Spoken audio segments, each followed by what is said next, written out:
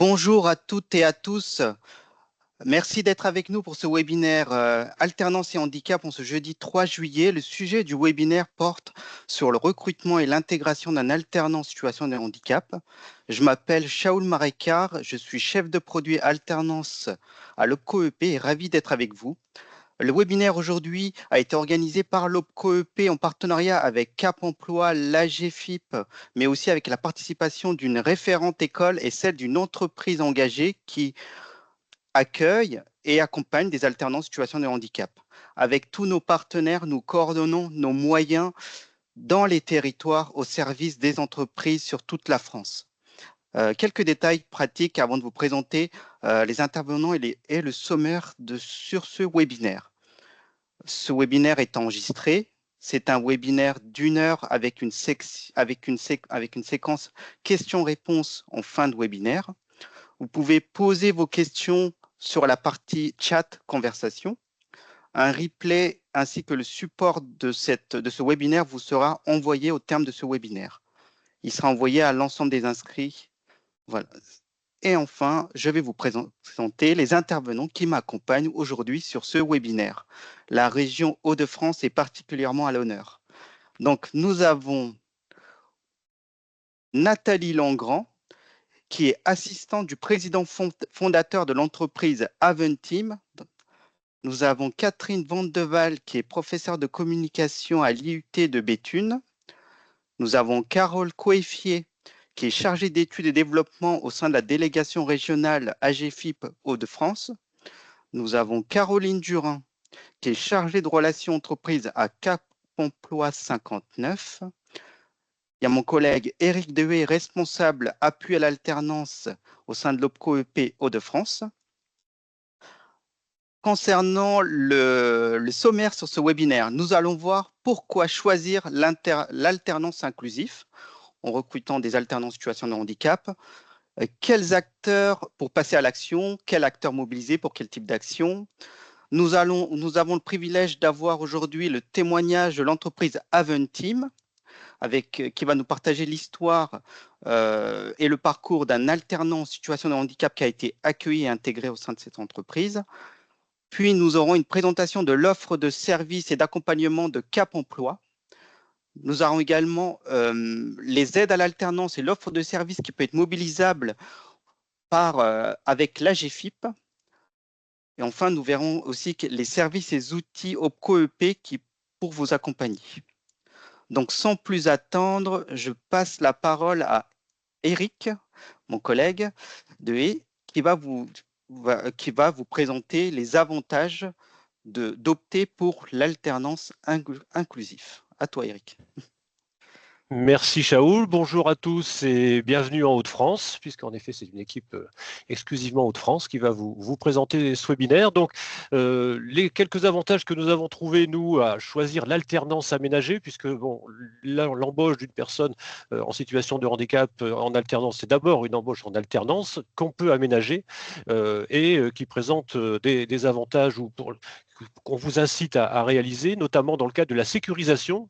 L'alternance, recruter en alternance et sécuriser le recrutement avant une éventuelle embauche définitive. C'est vous donner un petit peu de temps pour embaucher définitivement quelqu'un.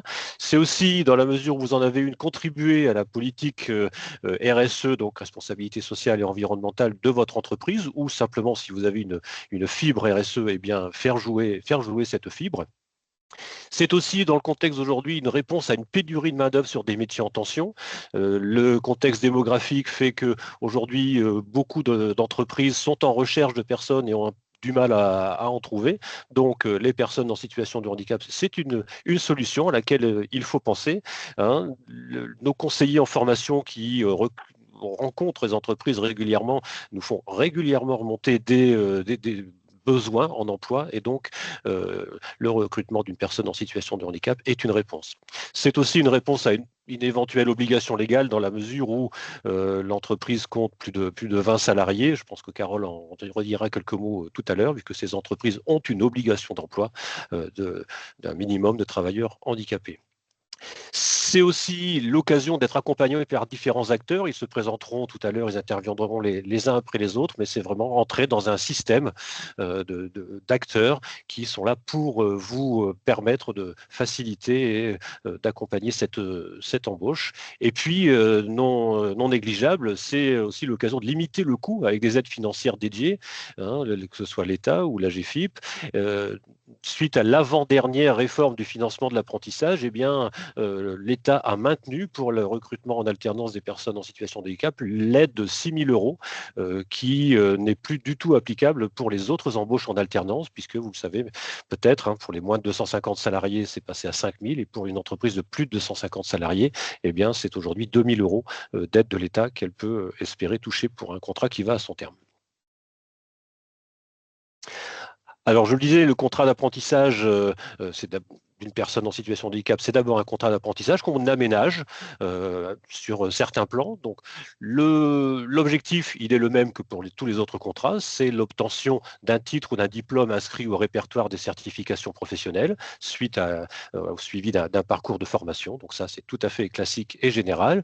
Qui peut en bénéficier? Eh bien, tout candidat à l'alternance à partir du moment où il a l'âge de 16 ans, qu'il dispose d'une reconnaissance en qualité de travailleur handicapé ou d'un titre équivalent, hein, Carole y reviendra aussi, je pense un peu, ou Caroline, ouvrant droit attaché à la RQTH. Il y a eu une extension qui fait qu'il ne faut plus obligatoirement avoir la qualité de RQTH pour bénéficier de ce contrat. Quels aménagements et déjà quels avantages? On peut dire aussi une absence de limite d'âge. Quand vous recrutez en alternance une personne en situation de handicap, eh bien, vous pouvez le faire quel que soit son âge, qu'elle ait 45, 50 ans, hein, contrairement aux candidats classiques qui, eux, sont limités à 29 ans révolus. C'est aussi la possibilité d'allonger la durée du contrat dans la limite d'une année supplémentaire si la situation de la personne le nécessite. C'est aussi l'occasion de bénéficier d'un accompagnement dédié et d'aménagement sur lesquels je reviendrai dans quelques instants. La rémunération, elle, est tout à fait classique, hein. Voilà, c'est le cadre classique du recrutement en alternance. Et puis la durée, on l'a dit, c'est entre 6 mois et 4 ans en fonction de la certification préparée et de la situation de la personne. Alors, ces aménagements, eh bien, ils peuvent être aussi proposés par le centre de formation d'apprentis, le CFA, qui adapte le parcours aux besoins spécifiques des apprentis, hein. Il y a toujours un positionnement, même pour les apprentis qui ne sont pas en situation de handicap.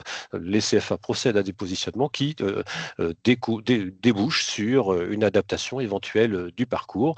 Le CFA, eh bien, il dispose obligatoirement d'un référent handicap qui procède et qui accompagne les équipes du CFA, les équipes pédagogiques sur ces positionnements, et puis il peut s'appuyer sur des prestataires externes, hein. En Hauts-de-France, nous avons ce qu'on appelle la ressource handicap, mais il y a aussi des CFA spécialisés, des établissements en service de réadaptation professionnelle, etc. Tout un tas d'acteurs qui peuvent l'aider et que le référent handicap se doit de connaître.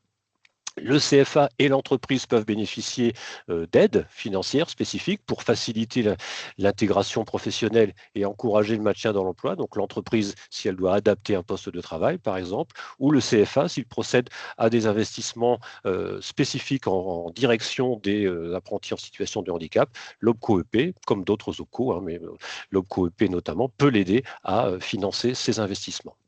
Et puis, bien sûr, le CFA demander la majoration du coût contrat si le parcours de l'apprenti a dû être adapté ou nécessite un accompagnement particulier et un aménagement. Sur toutes les étapes du parcours de l'alternant, donc il peut y avoir ces aménagements, bien sûr, en amont de la formation, sur des phases de test, de positionnement, pendant le temps de la formation ou en entreprise avec des fiches pratiques FAL par exemple, hein, faciliter l'accès à la lecture et au calcul, les supports écrits en amont des cours, les outils numériques, le réagencement d'espaces de classe, voilà, tout un tas d'aménagements qui peuvent être opérés pendant le parcours de formation. Et puis, bien sûr, à la fin, les examens, bien souvent aussi, sont aménagés. C'est aussi une des traductions les plus classiques de ce que l'on peut constater pour les apprentis en situation de handicap. Alors, comme je l'ai évoqué, il y a des acteurs autour de l'entreprise pour l'aider et puis pour aider aussi le futur alternant. Donc, je repasse la parole à Shaoul qui va vous présenter cette petite marguerite des acteurs. Merci Eric. Effectivement, on a un certain nombre d'acteurs qui sont déjà autour de cette table, qui vont nous en dire un peu plus sur effectivement sur ces différentes actions qui peuvent être mobilisées par ces différents acteurs. Donc, effectivement, il y a bien sûr le rôle du CFA prestataire de formation qui va, via son référent handicap, qui va offrir un accueil personnalisé à l'alternance situation de handicap pour détecter ses besoins. Et en fonction, une proposition d'accompagnement de cette alternance situation de handicap va pouvoir être formulée et formalisée. Et peut y avoir, comme l'a dit Eric tout à l'heure, un aménagement du parcours pédagogique. Et cet aménagement du parcours pédagogique peut aussi entraîner un aménagement des épreuves d'examen. Après, il y a bien sûr le Cap emploi qui, qui peut intervenir pour sensibiliser sur le handicap et l'emploi, et notamment sensibiliser sur le handicap vis-à-vis de l'employeur et du collectif de l'employeur, de l'ensemble des équipes qui composent l'employeur. Il peut aussi apporter une prestation d'accompagnement au recrutement et à l'intégration d'un alternant en situation de handicap, un accompagnement aussi bien côté alternant que côté employeur. Et bien sûr, il peut, il peut, il peut formuler un certain nombre de conseils et aussi voir avec l'entreprise quelles sont les aides qui peuvent être mobilisées et les moyens de compensation du handicap. Et bien sûr, il y a l'AGFIP, l'acteur incontournable avec son offre de services, avec un certain nombre d'aides financières qui peuvent être mobilisables. Bien sûr, il y a l'aide à l'embauche d'un alternant en situation de handicap, que ce soit un alternant en contrat d'apprentissage ou en contrat de professionnalisation. Il y a l'aide à l'adaptation des situations de travail ou l'aide à l'adaptation des situations de formation, côté CFA prestataire de formation. Il y a aussi la mobilisation des appuis spécifiques pour l'employeur en fonction de la typologie du handicap. Il y a aussi tout un panel d'actions de conseil et d'outils ressources humaines handicap qui peuvent être mobilisés. Et bien sûr, il y a l'OPCO-EP qui intervient dans la gestion et le financement du contrat d'alternance. Donc, comme l'a dit Eric, la majoration du coût contrat avec les coûts additionnels pour compenser le handicap peuvent être mobilisés. Et après, on a bien sûr un conseiller, une équipe territoriale qui est disponible, qui est là, que vous pouvez mobiliser avec des outils et des services qui peuvent être proposés. Donc, sans plus attendre, dans la pratique, nous allons voir le témoignage de l'entreprise Aventim. Alors, nous avons pour ce témoignage Nathalie Langrand, Catherine Van de Waal et Eric.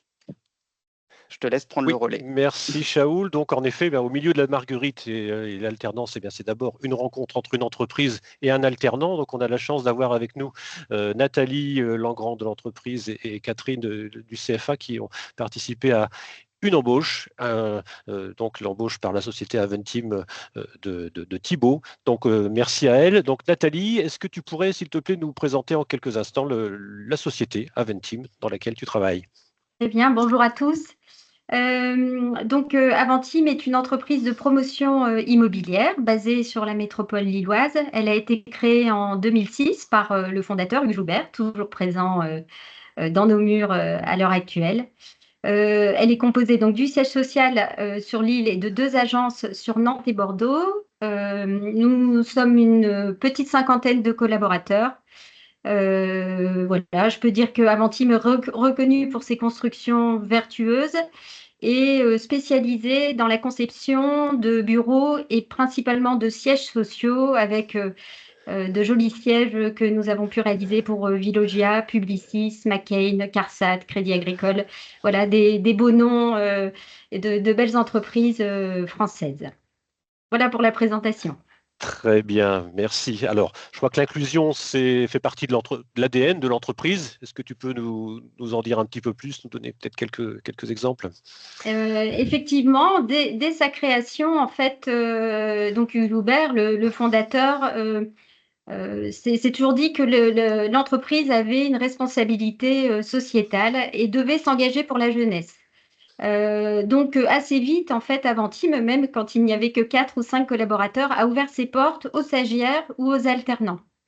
Et dès 2017, on a mis en place un partenariat avec l'école de la deuxième chance pour pouvoir favoriser l'insertion de jeunes sortis de l'école sans diplôme et surtout avec des parcours un peu cabossés.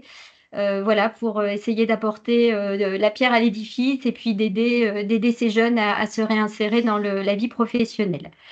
Et depuis 2024, donc une belle certification qu'on a pu obtenir, qui est la certification B Corp, qui est plutôt assez rare chez les promoteurs immobiliers parce que c'est une certification très engageante sur plusieurs piliers, dont l'environnement, bien sûr. Les promoteurs sont reconnus pour être pollueurs, donc on essaie vraiment de s'améliorer sur la qualité des constructions, mais avec un volet aussi d'engagement sociétal fort et l'obligation chaque année de s'améliorer sur l'ensemble de ces points. Donc voilà, donc on s'engage, pas juste pour faire beau sur le papier, on s'engage parce qu'on a envie.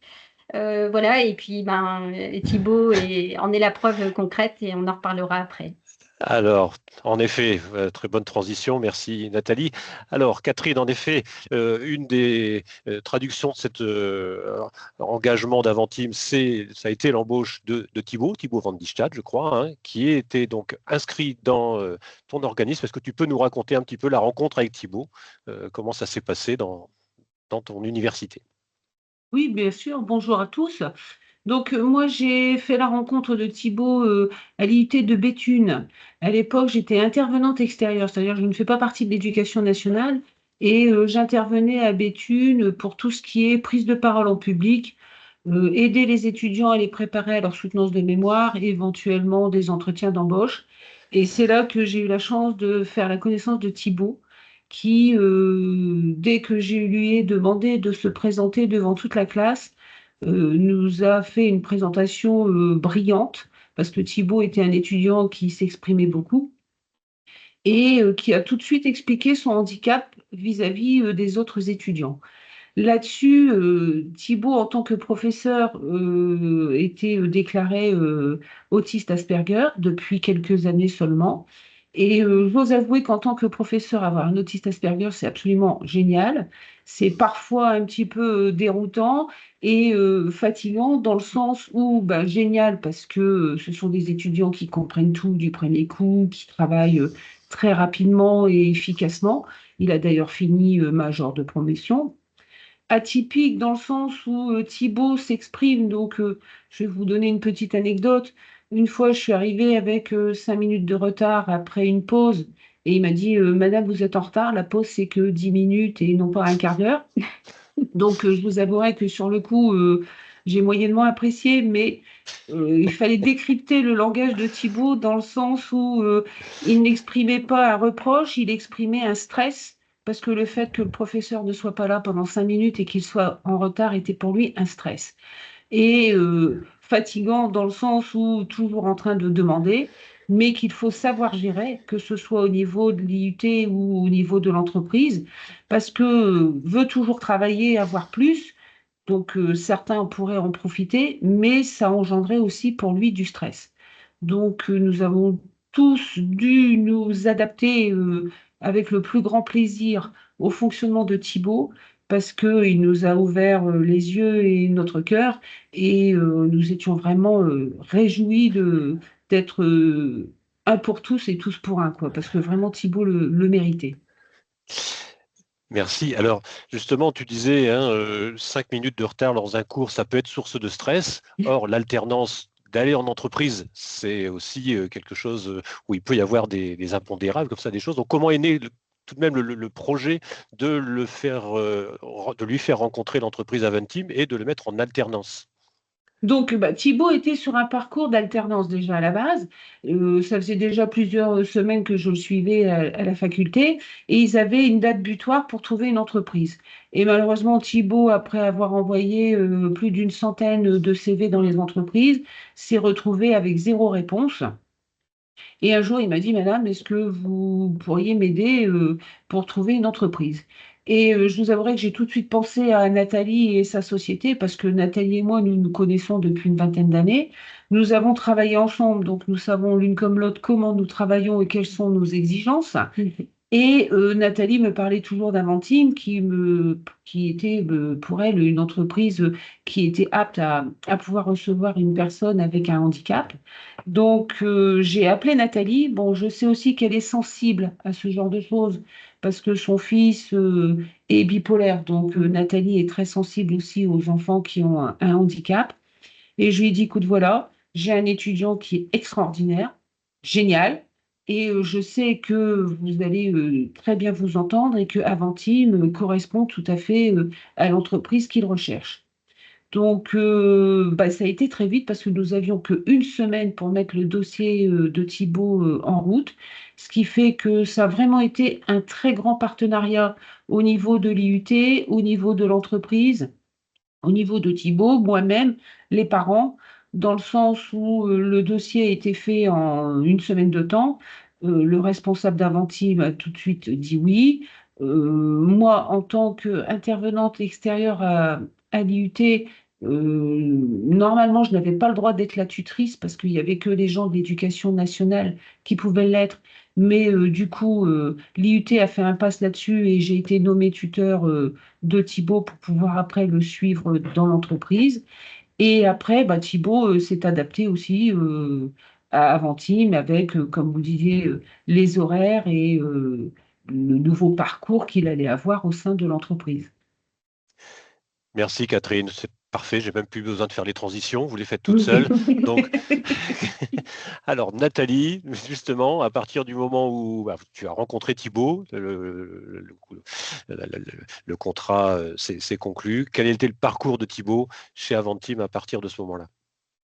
Alors, le parcours de Thibaut s'est passé plutôt en 2 temps, puisque normalement, il n'était censé passer qu'une année en alternance sur de la gestion de projet.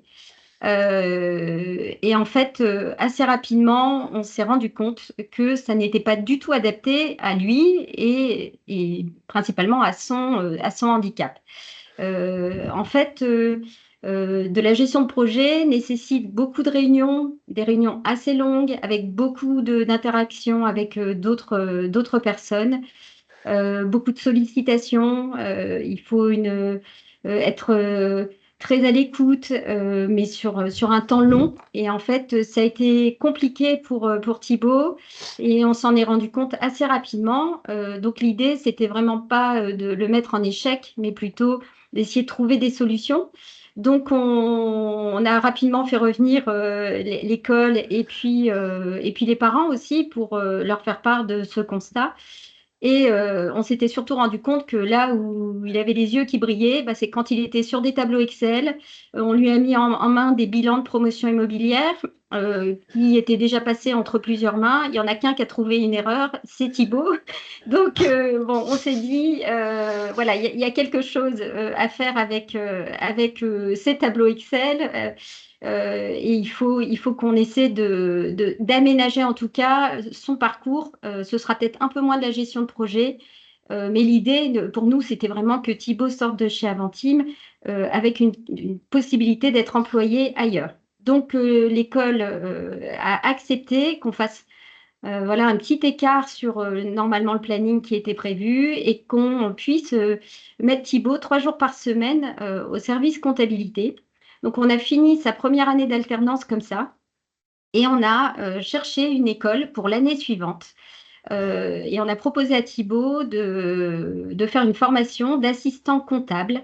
Donc, on a eu bien évidemment l'accord de Thibaut, l'accord de sa famille, et on a cherché l'organisme voilà, pour essayer de faciliter les choses. Et donc, on a pu inscrire Thibaut et il est resté une année supplémentaire pour apprendre donc le métier de comptabilité. Et voilà, il était comme un poisson dans l'eau, parce qu'avec des tableaux Excel, des chiffres, enfin tout ce qui pouvait lui plaire. C'était son Donc élément. voilà, donc on s'est adapté, mais ce qui a été important, c'est que, encore une fois, tout le monde s'est mis autour de la table, tout le monde a répondu présent, que l'école a su faire aussi le petit pas de côté, parce que le handicap, je pense que c'est ça qu'il faut retenir, c'est que, bah oui, parfois il faut aménager, parfois il faut adapter, mais c'est important de savoir le faire. Alors, tu l'as dit, il a été accueilli, hein, il a fait différents services. Donc, c'est un vrai projet d'équipe. Est-ce que tu peux nous détailler un petit peu quels ont été pour toi les facteurs clés de succès? Qu'est-ce qui fait que ça a matché avec Thibaut? Alors, ce qui a matché déjà, c'est que, et grâce au bon conseil de Cap Emploi, donc il nous avait dit que ce serait plutôt bien d'expliquer aux collaborateurs avant l'arrivée de Thibaut ce qu'était l'autisme.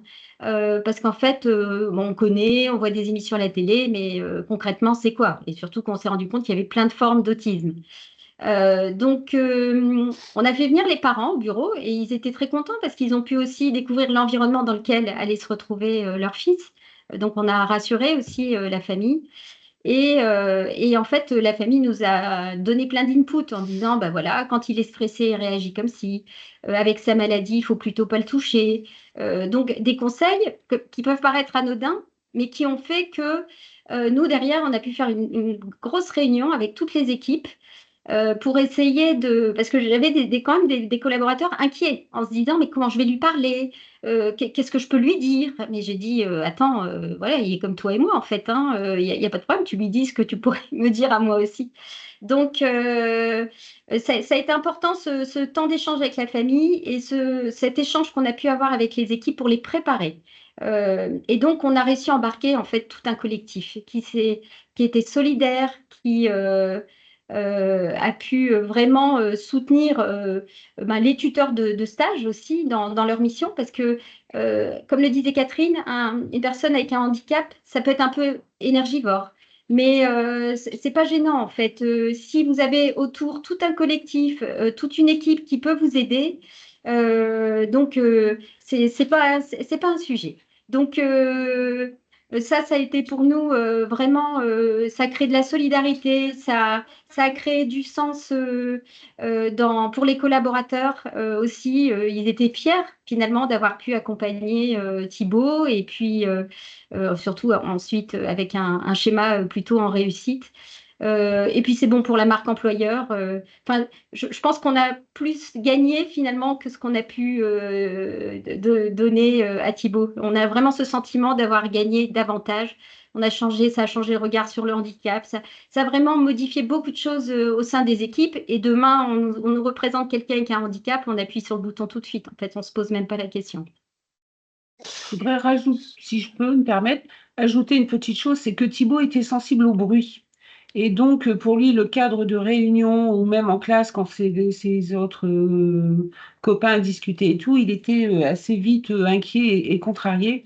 Et Thibaut, je sais que nous, déjà, au niveau de l'IUT, on faisait attention à ne pas avoir des classes trop bruyantes. Je sais aussi qu'au niveau d'Aventim, tout le monde parlait tout bas, gentiment, parce qu'on avait peur de contrarier Thibaut. Et une fois, Aventim m'a sollicité parce que, comme vient de l'expliquer Nathalie, il voulait absolument lui trouver un examen et pouvoir continuer. Et Thibaut disait non. Son excuse était, bah, j'ai déjà assez de diplômes, je suis le plus diplômé de la famille, donc c'est pas la peine, je ne veux pas continuer. Et Nathalie et tous ses collaborateurs ont décelé que le vrai message, c'était pas ça. Donc je suis venue, j'ai discuté avec lui, et le vrai message de Thibaut, c'était qu'il voulait bien continuer, faire une autre formation, mais avec zéro examen à la fin. Parce qu'un examen, pour lui, c'était très stressant. Du coup, Aventim a trouvé une formation en contrôle continu et ça a permis à Thibaut de continuer son parcours. Parfait. Bah, écoutez, merci à toutes les deux pour ce beau témoignage. On reviendra vers vous peut-être en fin d'intervention pour vous donner la parole sur un dernier conseil que vous pourriez donner à vos collègues entreprises. Mais je vous propose, comme Nathalie a fait référence tout à l'heure, de passer maintenant à nos partenaires autour de la table. Nathalie a parlé de Cap Emploi. Et bien justement, nous avons la chance d'avoir Cap Emploi et Caroline avec nous. Donc Caroline, je te passe la parole pour la présentation de l'offre de service Cap Emploi. Merci Eric et merci Nathalie et Catherine pour ce beau témoignage. Donc moi je suis Caroline Durin, je suis chargée de relations entreprises et référente alternance pour le Cap Emploi Lille Métropole d'Ouésy dans le Nord.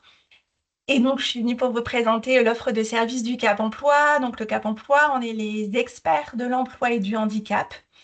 Notre objectif c'est d'accompagner les personnes en situation de handicap vers et dans l'emploi. Donc, on a finalement deux publics cibles, hein. Tout d'abord, les personnes en situation de handicap, qu'elles soient demandeuses d'emploi ou salariées. Notre objectif, c'est vraiment de les accompagner dans tout le parcours de leur insertion professionnelle. Donc, de manière prioritaire, on accompagne les personnes avec où le handicap est le frein principal de retour à l'emploi pour ce qui concerne les demandeurs d'emploi. Et nos autres bénéficiaires, ce sont les employeurs, les entreprises, où on les accompagne de ce fait sur la partie insertion professionnelle, intégration au sein de leurs équipes et également maintien dans l'emploi s'il y a besoin d'adaptation et d'aménagement de postes de travail de leurs salariés en situation de handicap. Notre clé de travail, on travaille vraiment sur un principe de compensation du handicap, puisqu'il existe déjà beaucoup de choses sur le droit commun. Donc nous, tout ce que le Cap Emploi va pouvoir mobiliser comme aide financière, outils ou prestations, ce sera vraiment sur ce principe de compensation du droit commun qui est existant. Et donc notre offre des services déclinée pour les employeurs, elle se fait sur plusieurs points de ce fait. Shaoul, si tu... ouais, voilà, merci. Donc, notre première action, finalement, on est sur une phase d'information pour les employeurs. L'information sur c'est quoi l'obligation d'emploi, qu'est-ce qu'une RQTH, voilà, ce genre de choses, de réponses que l'on peut apporter aux employeurs. Sur la sensibilisation, donc Nathalie en a fait part tout à l'heure. Notre objectif, c'est pour préparer l'arrivée de la personne en situation de handicap qui vient d'être recrutée. Ça peut parfois passer par cette étape de sensibilisation de l'équipe de travail ou du manager au handicap de la personne. L'objectif, c'est vraiment de faciliter l'intégration et de démystifier le handicap pour l'équipe de travail. Une de nos grandes missions, c'est bien sûr d'aider au recrutement. Donc, on accompagne les employeurs, privés ou publics, dans leur recrutement, tous ceux qui sont engagés et qui ont envie de s'investir dans cette politique handicap et d'accueillir au sein de leur équipe une personne en situation de handicap. On va vraiment présélectionner et pouvoir proposer des candidats qui correspondent à vos critères de recherche. Et après, si en effet vous trouvez votre bonheur, de pouvoir vous accompagner sur cette intégration également. Et la dernière grande de nos missions, c'est la mobilisation d'aides financières ou d'appui ou d'outils qui vont pouvoir permettre une intégration facile et pérenne. Et s'il y a en effet besoin d'un aménagement de poste, les équipes du Cap Emploi vont pouvoir forcément y réfléchir et faire des propositions à l'employeur. Ça peut être des trucs faciles, hein, comme disait tout à l'heure Catherine, des adaptations par rapport au bruit, ce genre de choses.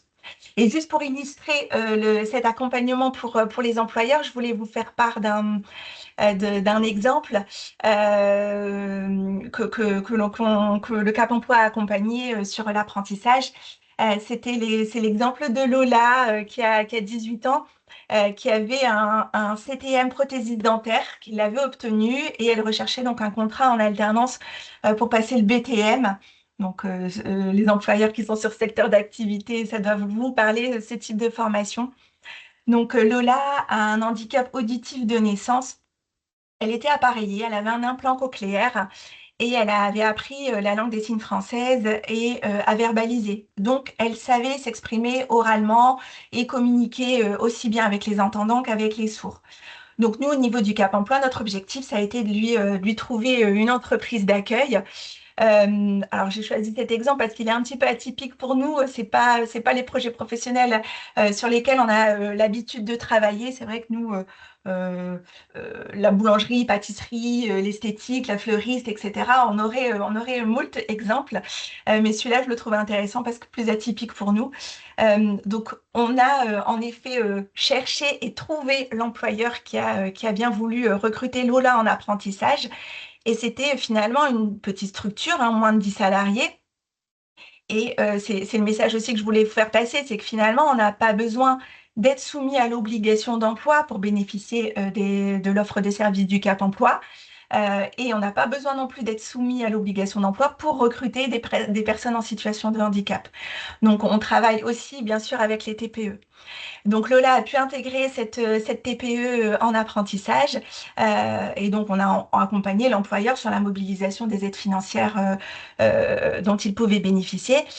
Et en termes d'adaptation, comme je vous disais, Lola savait communiquer, donc on a tout de même identifié l'intérêt de faire appel à une interface de communication sur les moments temps forts finalement de son parcours au sein de l'entreprise, comme par exemple l'entretien annuel ou une réunion très importante avec beaucoup d'acteurs où on sait qu'il y aura un petit peu de brouhaha et ça peut être compliqué pour elle de bien entendre avec son appareil. Donc voilà, ce sera ce type d'adaptation qu'on pourra mettre en place. Et je terminerai de la présentation du Cap Emploi en parlant des spécificités de faire un contrat en alternance avec une personne en situation de handicap. Donc, Shaoul et Eric ont déjà dit pas mal de choses, mais comme c'est important, et c'est vrai que je me suis permis de reprendre aussi certains éléments et peut-être de les compléter. Donc, la première des spécificités, c'est en effet toutes les adaptations qui sont possibles. Donc, Eric en parlait tout à l'heure, de pouvoir faire un contrat d'apprentissage aménagé, c'est tout à fait possible. Cette non-limite d'âge également qui est aussi très intéressante parce qu'une personne en situation de handicap peut faire un contrat d'apprentissage à 16 ans mais aussi à 50 et en tant que vous, entreprise, ça peut vous permettre d'élargir l'éventail du sourcing possible et puis de recruter finalement quelqu'un qui vous correspond bien. Si vous êtes une entreprise qui a envie de donner la chance aux jeunes, comme le citait Nathalie tout à l'heure pour Aventim, où ça avait été un de leurs credos de vouloir donner leur confiance à un jeune qui démarre dans la vie active, voilà, les personnes en situation de handicap, il y en a qui en effet se rentrent dans ces critères. Et si vous, en tant qu'entreprise, vous souhaitez plutôt recruter quelqu'un qui a un passé professionnel, qui a de la maturité professionnelle, qui a toutes les compétences transférables qui pourront vous intéresser, c'est aussi possible de rechercher des apprentis un peu plus âgés. Donc, bien sûr, on pourra mobiliser aussi toutes les aides spécifiques de la part de la GFIP ou du FIPHFP. Le FIPHFP, c'est pour les employeurs publics. La deuxième spécificité, c'est l'accompagnement finalement tout au long du parcours, puisque le Cap Emploi fait de l'accompagnement le plus personnalisé possible, suivant les besoins de la personne et de l'entreprise. Et on accompagne aussi tout type de handicap. Dans l'exemple d'Aventine, Thibaut avait un trouble du neurodéveloppement. Dans mon exemple que je vous ai donné tout à l'heure, Lola, c'était du handicap auditif. Donc voilà, on est vraiment sur tout type de handicap. Qui nécessite des besoins aussi différents et notre objectif, c'est aussi de combler les besoins de l'employeur. On a la chance sur les Hauts-de-France d'avoir un dispositif aussi qui est dédié à l'accompagnement des personnes en situation de handicap dans tout leur parcours en alternance, avant, pendant et après le contrat en alternance, avec l'accompagnement de l'apprenti, de l'employeur et du centre de formation jusqu'à la fin du contrat. Ça s'appelle Active Alternance, qui est financé par l'AGFIP Hauts-de-France. Je sais que, j'imagine que dans chacune de vos régions, il doit y avoir aussi sensiblement un dispositif qui ressemble aussi. Et le mot-clé de ce dispositif, c'est vraiment la sécurisation, l'accompagnement pour la sécurisation. Les aides pour l'employeur, donc de ce fait, Eric en a parlé au début du webinaire aussi, il y a vraiment des aides spécifiques de la GFIP pour les personnes en situation de handicap, parce que un des chevals de bataille de la GFIP, c'est aussi l'alternance. Donc de ce fait, ils ont mis en place des aides particulières. Je pense que Carole va en parler. Oui, j'imagine. Et recruter un apprenti en situation de handicap vous permet également de répondre à votre obligation d'emploi et de valoriser la politique d'inclusion, comme en parlait Nathalie tout à l'heure d'Aventime. Et enfin, je terminerai rapidement sur le rôle des CFA. Eric en a parlé aussi. Il y a bien un référent handicap maintenant dans chaque centre de formation depuis la loi de 2018 sur la liberté de choisir son avenir professionnel. Et c'est vraiment la personne ressource, la personne clé pour accompagner l'apprenti dans tout son parcours pédagogique et mettre en place les adaptations nécessaires grâce à la majoration du coût contrat. Je vous remercie et de ce fait, suite à la présentation du Cap Emploi, on passe à la présentation de la GFIP et pour cela, je laisse la parole à Carole. Merci Caroline. Bonjour à toutes et à tous. Donc effectivement, moi je vais vous présenter donc un petit peu ce que propose la GFIP pour les employeurs en termes d'accompagnement, mais également donc d'aide financière. Mais peut-être en préambule, vous rappeler qui on est. Donc, la GFIP, l'acronyme Association de gestion de fonds pour l'insertion des personnes handicapées. Donc, en fait, on a été créé vraiment avec la loi de 1987 qui impose un quota donc, de 6% aux employeurs, donc de 20 salariés et plus. Donc voilà, on gère des fonds, pas qu'un seul fonds, parce que souvent vous nous connaissez comme la GFIP pour les aides financières, mais pas que. On a également des aides et des services, donc à destination donc des personnes, vers l'emploi, demandeurs d'emploi ou dans l'emploi, mais également des employeurs. Les principes d'intervention rapide aussi, donc on est une mission de service public. Comme l'a rappelé Caroline, on est vraiment sur la stricte compensation du handicap. On ne se substitue pas au droit commun, mais on vient en plus en complémentarité du droit commun. On est vraiment là pour sécuriser le parcours professionnel, donc aussi bien donc, ça peut être dans le centre de formation qu'à l'entreprise. Et un petit rappel, toujours donc solliciter la GFIP en amont des réalisations de vos actions. Donc ça, c'est très, très important. On vous a rappelé effectivement donc la liste des bénéficiaires donc éligibles aux aides et aux prestations, et surtout on vous a mis pour l'extension, comme le rappelait Eric, pour les mineurs d'âge en moins de 16 ans, donc qui ne sont pas titulaires de la RQTH, mais s'ils ont une PCH, AEH ou un PPS, ils sont également donc éligibles à nos aides. Donc voilà, donc sinon les trois organismes qui délivrent n'ont pas changé, donc ça reste toujours, mais c'était quand même important par rapport à cette thématique de webinaire de rappeler cette extension donc des nouveaux titres. Donc la GFIP, comme je vous le disais, donc on accueille effectivement donc les besoins des entreprises. On essaye de répondre aux besoins, d'intégrer donc les pratiques professionnelles donc des entreprises en y intégrant le handicap. Donc on a plusieurs services. On est vraiment dans le cadre. Nous, on fait du collectif, de la professionnalisation, de l'accompagnement à la mise en place d'actions, de plans d'action, voire la formalisation donc de politique handicap.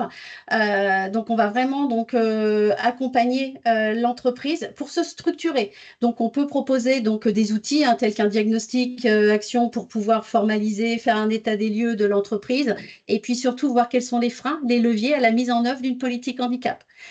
Il y a un réseau de référents handicap puisque la loi depuis 2018 oblige effectivement donc mise en application en janvier 2020 l'obligation d'un référent handicap pour les entreprises de 250 salariés et plus.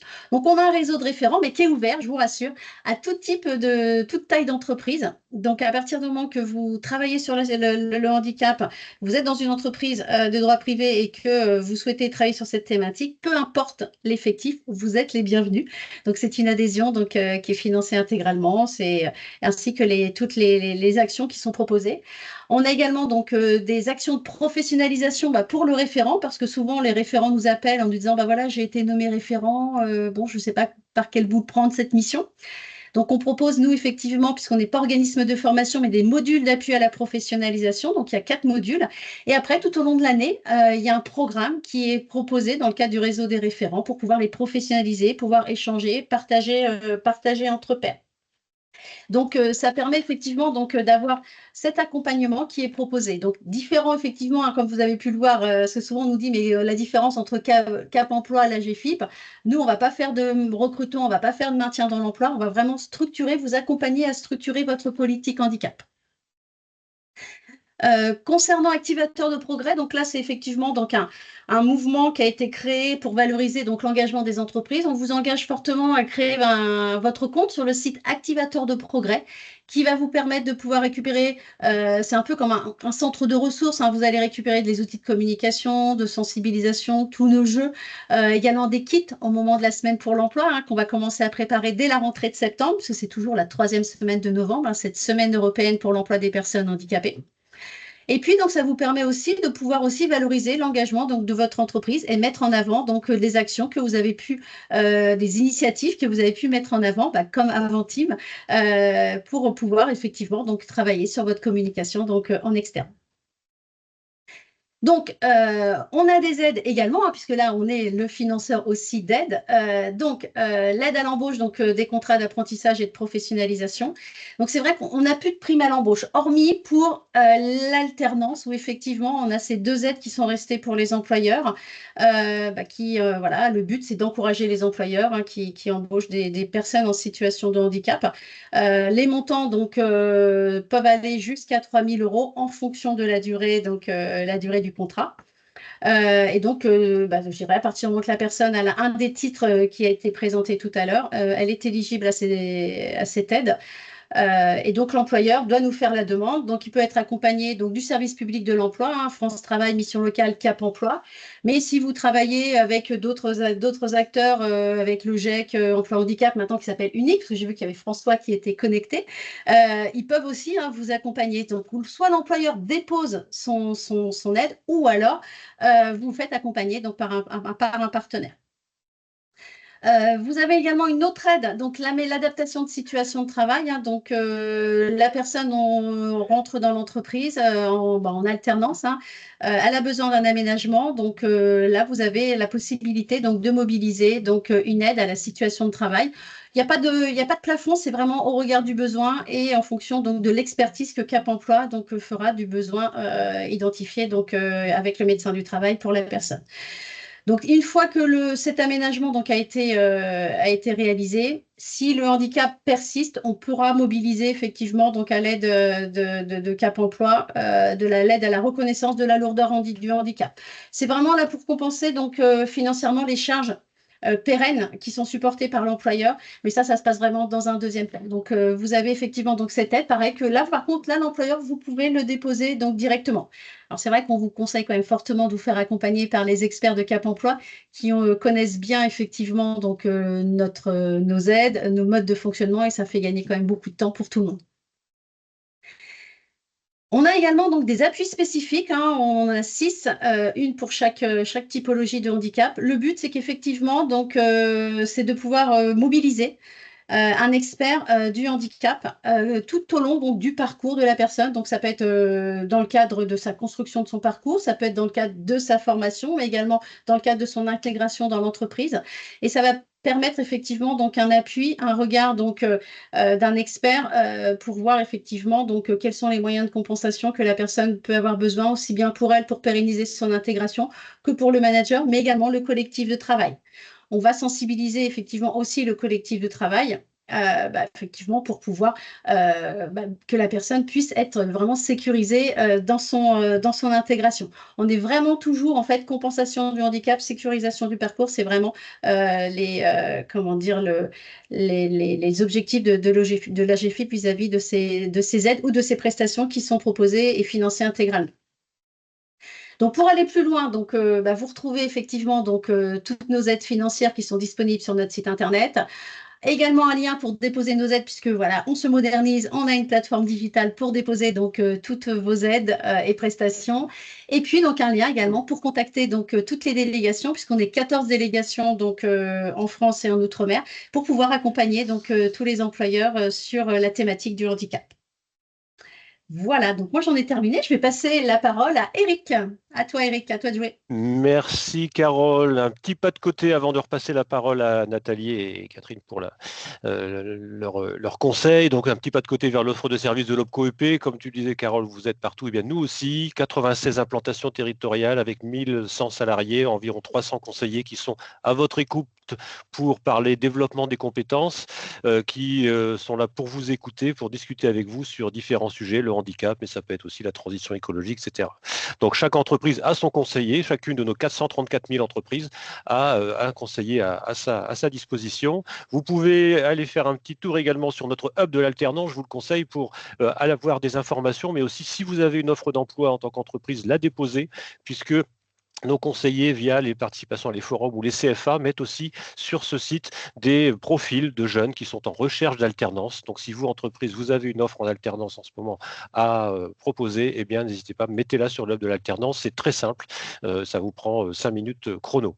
L'investissement CFA, c'est notre investissement auprès des CFA pour les aider à moderniser leur outil de formation ou à l'adapter aux personnes en situation de handicap. Hein, c'est environ une dizaine de millions d'euros qu'au niveau national, nous proposons au CFA aujourd'hui pour les aider. Nous avons depuis plusieurs années déjà un partenariat cadre avec l'AGFIP qui se décline en région. Donc, ce webinaire en est une des traductions. Et puis, un portail en ligne avec des services pour vous faciliter le dépôt, le financement, le suivi de vos contrats, de vos actions de formation. Nous aussi, depuis bien sûr le Covid, on s'est mis à la technique et ce n'est pas prêt de s'arrêter. Voilà. Donc, avant de passer aux questions, et donc pour une dernière chose sur votre OPCO, pour votre allié, vous cliquez sur la carte de France, partout en France où vous êtes, et vous aurez très rapidement, en mettant votre numéro SIRET, le nom du conseiller qui vous est affecté. Voilà, donc avant de passer aux questions, je voudrais poser une petite dernière à Nathalie et à Catherine. Votre témoignage a été vraiment intéressant. Alors malheureusement, Thibaut n'a pas pu être avec nous, mais je sais qu'il regardera ce webinaire. Est-ce qu'avec votre expérience, vous voyez un message à faire passer à des entreprises qui hésiteraient encore à recruter un alternant en situation de handicap, pardon.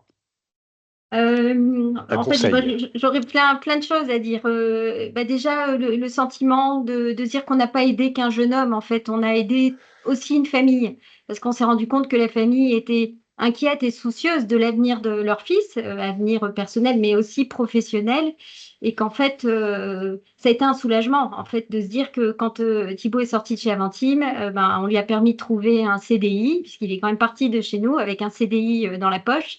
Donc en tant que comptable, assistant comptable, pas très loin d'ailleurs, donc on a des nouvelles régulièrement.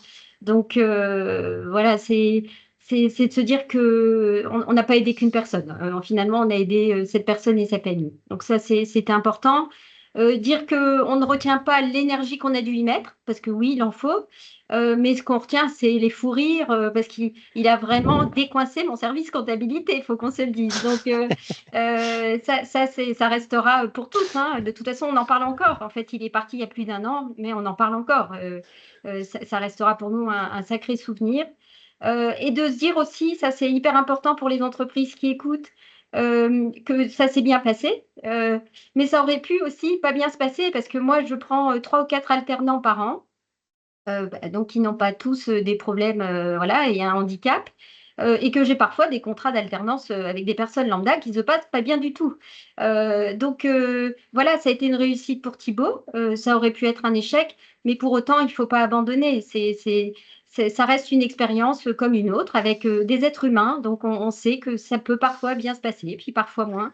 Mais il faut pas que ça décourage. Il faut continuer, oser, passer le cap.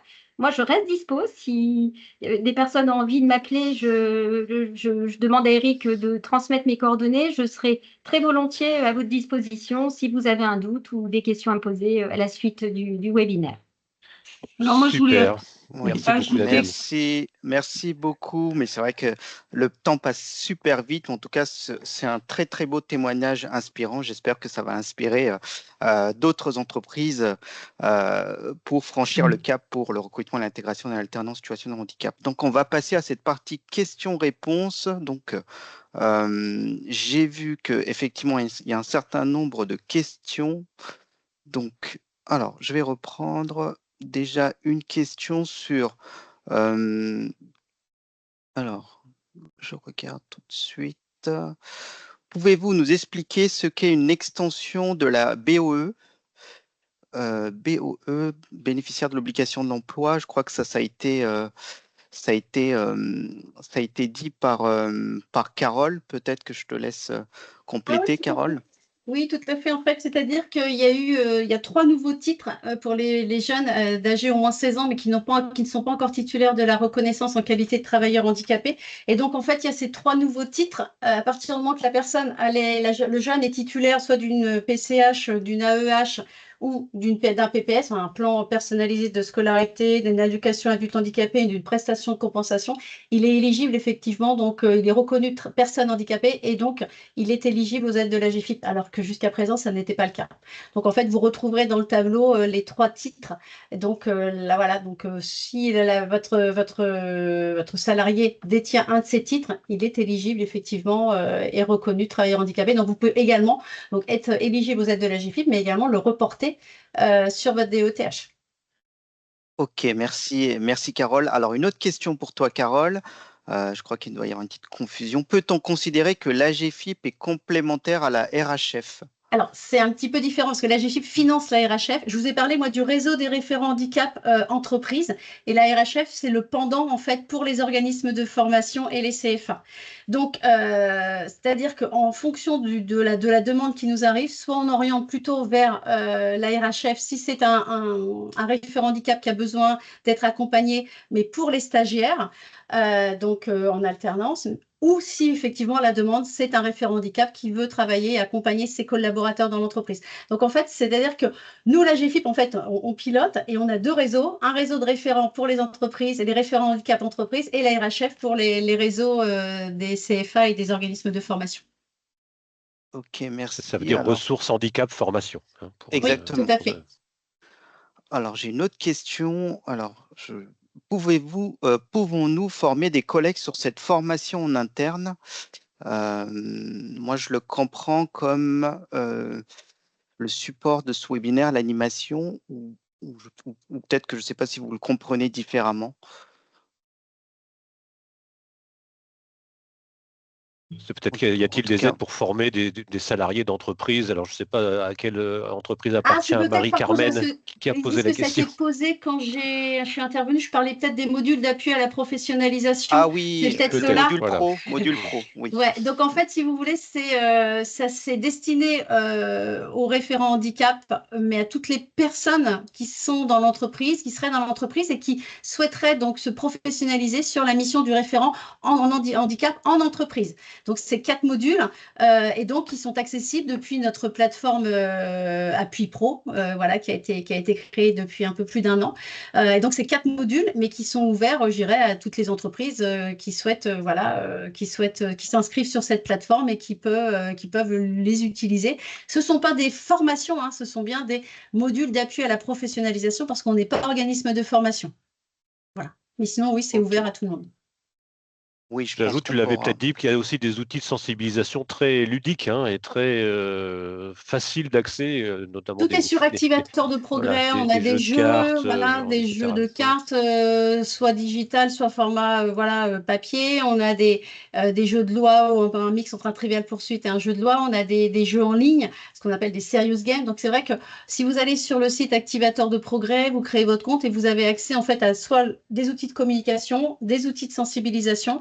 Vous avez également accès à des outils de communication mensuels que vous pouvez télécharger. Donc, tout est disponible depuis le site activateur de progrès. Ok, parfait. Une petite question, je crois que c'est pour Caroline, c'est par rapport au dispositif Active Alternance, peut-être. Oui, c'est ça, c'est Active Alternance avec un V. Donc, en effet, c'est un Ok. dispositif qui est présent dans la région Hauts-de-France, puisque c'est financé par la DR AGFIP Hauts-de-France.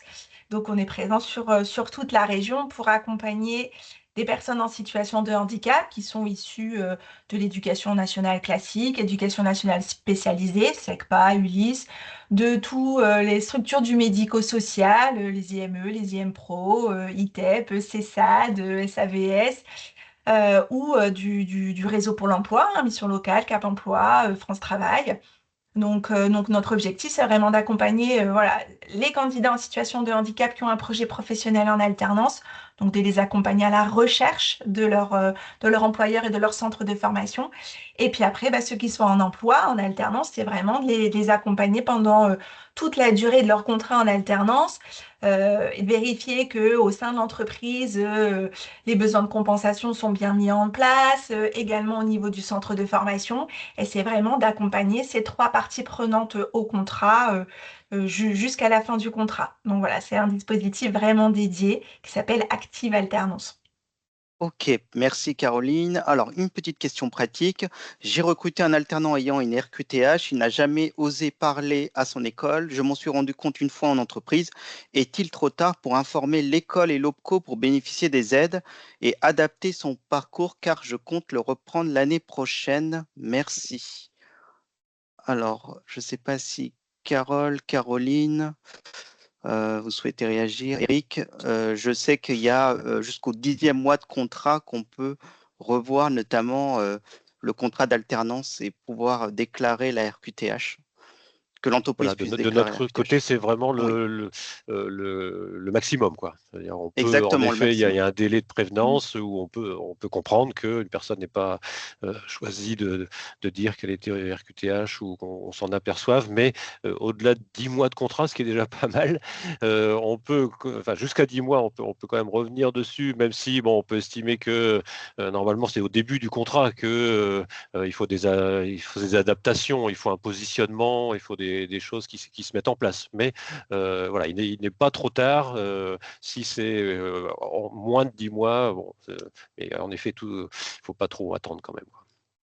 Et pour l'aide à la GFIP, en fait, c'est dans les 6 mois suivant la signature du contrat. Donc là, Mm. si le contrat a été signé effectivement en septembre, là, c'est un petit peu tard. Par contre, pour le prochain, si vous reprenez en alternance, il pourra bénéficier effectivement de cette aide. Ou si c'est une intégration, bah, mobiliser le Cap emploi, voir s'il y a des besoins.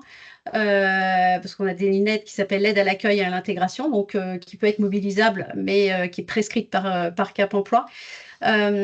Et après, par contre, s'il y a un besoin, donc si là aujourd'hui vous l'avez en contrat et qu'il y a besoin d'un aménagement de poste, d'un maintien dans l'emploi, vous le faites valider par le médecin du travail et vous contactez Cap Emploi sur l'axe maintien. Mais là, je vais laisser Caroline pouvoir vous expliquer. Mais oui, effectivement, là aujourd'hui, s'il y a un besoin, en fait, tout dépend du besoin et c'est de ça, enfin, c'est de ce constat-là en fait qu'on va pouvoir partir et pouvoir vous orienter. Alors, Exactement. Enfin, juste pour finir de compléter, pour moi, il est jamais trop tard, mais ça dépend en effet quelle était votre demande. Si c'est pour bénéficier des aides financières, c'est vrai qu'il y a un délai. Si c'est pour l'aménagement de poste, on peut le lancer dès maintenant. Et puis pour bah, tous les autres employeurs, hein, ayez bien à l'esprit que, en effet, si vous avez connaissance de la RQTH de votre apprenti après le démarrage, il y a toujours possibilité de faire un avenant au contrat pour cocher la bonne coche et puis après faire les demandes nécessaires. En tout cas, ça pourra être fait là sur le prochain contrat. et alors, une autre question pratique. Concrètement, comment recruter un jeune en situation de handicap? Nous mettons sur nos annonces que tous nos postes sont adaptables aux personnes en situation de handicap, mais cela n'a pas d'impact. Et comment inciter les salariés déjà présents à parler de leur handicap et faire savoir qu'ils ont une RQTH? Merci. C'est vrai que nous, la GFIP peut vous accompagner à structurer effectivement votre politique handicap, à identifier, donc voilà, travailler sur un plan d'action, bah, sur le recrutement, bah, et élargir hein, peut-être vos partenariats, vous faire connaître, aller dans les forums, diversifier effectivement vos ressources.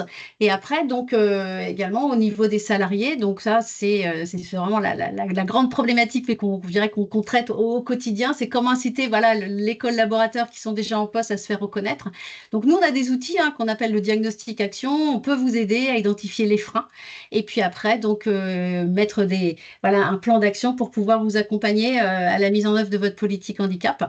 Donc il y a des solutions. Donc en fonction de la région, n'hésitez pas à vous rapprocher, voilà, à cliquer sur le dernier slide de la présentation de la GFIP pour vous rapprocher de la GFIP en région. Et il y a des outils qui peuvent effectivement vous être proposés pour pouvoir vous améliorer en fait sur cette partie-là, aussi bien recrutement comme maintien dans l'emploi. Donc là, je dirais ça fait vraiment en fait partie vraiment je dirais de l'offre de services conseil et accompagnement de la GFIP. Et je me permets juste de Oui, bien compléter ce que sûr, dit Carole Caroline. sur la partie intégration notamment. Comme dit Carole, hein, enfin, votre objectif pourrait être d'élargir les partenaires avec lesquels vous travaillez, dont notamment le numéro un, ça pourrait être le Cap Emploi, qui pourra vous accompagner sur ce recrutement, parce que bah, au niveau du Cap Emploi, on s'engagera de ce fait à vous proposer que des personnes en situation de handicap sur votre recrutement. Et en fait, aujourd'hui, là, le Cap Emploi forme avec France Travail, la mission locale et le département ce qu'on appelle le réseau pour l'emploi. C'est avec les changements liés à France Travail, hein. Donc, ça fait quelque temps qu'on travaille sur ça. Donc, on aura là, à terme, le même système d'information tous les quatre.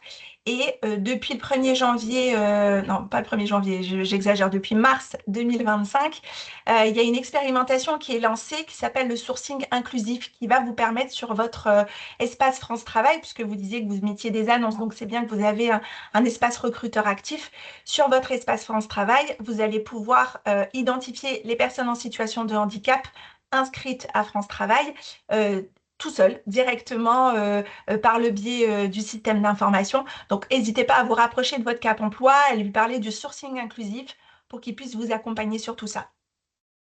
Ok, parfait. On va peut-être prendre une dernière question parce que je vois qu'on a dépassé l'heure. Il est 15h05. Juste, la charte d'engagement AGFIP existe-t-elle encore? J'ai entendu l'inverse. Alors, je Pour ne Carole. vois pas de quoi la personne veut parler, je ne sais pas. Est-ce que c'est la charte alors, c'est vrai que pendant un temps, on faisait signer des chartes pour l'adhésion au RRH, au réseau des référents. Est-ce que c'est cette charte-là? Parce que sinon, on n'a pas d'autre charte d'engagement. Donc, je ne sais pas, n'hésitez pas à me préciser si c'est bien ça. Ah, c'était ça. Bon, merci. Donc non, ça n'existe plus. Il n'y a plus de charte. Par contre, on vous envoie juste en fait un Google Form que vous nous remplissez pour pouvoir adhérer donc au réseau des référents. Donc il y en a un par délégation. C'est pas un seul réseau pour la GFIP, c'est un réseau par délégation pour travailler vraiment au plus proche avec les partenaires donc en local et répondre donc au contexte voilà aux problématiques des entreprises dans les régions. Donc, n'hésitez pas, si vous souhaitez adhérer, vous m'envoyez un petit message et en fonction de la région, je vous adresserai vers les bonnes personnes.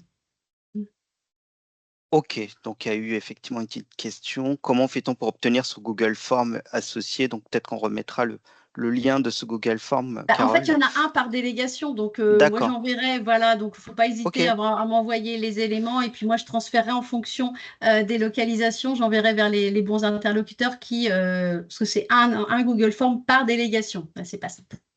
C'est pas un Ok. pour le national. C'est un par délégation régionale. Ouais. Merci pour cette précision, Voilà. Carole.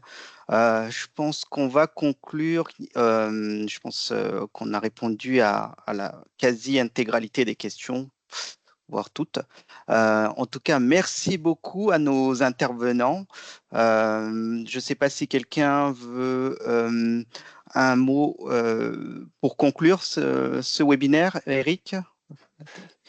Ah, bah, c'est plutôt Nathalie. Moi, ce qu'on aurait Ouais. pu faire, ce qu'on aurait voulu faire, c'est un petite visio de Thibaut là, qui nous aurait dit un petit coucou.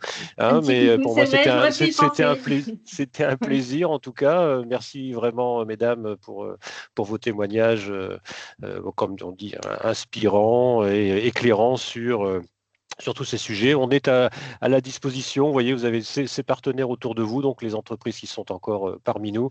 N'hésitez pas, sollicitez-nous, on ne demande que ça pour vous aider et pour participer à l'inclusion de ces personnes en situation de handicap. On finance un contrat sur 5 en France. Ça fait, si on 2% environ sont en situation de handicap, donc ça fait environ 3500 ce qui nous concerne, mais il y en a plein d'autres qui sont en recherche. Donc on est là vraiment à votre service pour les aider à trouver et favoriser leur inclusion. Et merci à l'OPCOEP pour la mise en lumière sur ce sujet. Merci beaucoup à toutes et à tous. Donc voilà, comme vous le voyez, nous sommes un collectif, nous sommes plusieurs acteurs pour accompagner, pour faire en sorte que le projet d'alternance inclusive soit une réussite. Merci, à bientôt. Au revoir. Bonne fin Merci, d'après-midi. au revoir. Au revoir. Au revoir.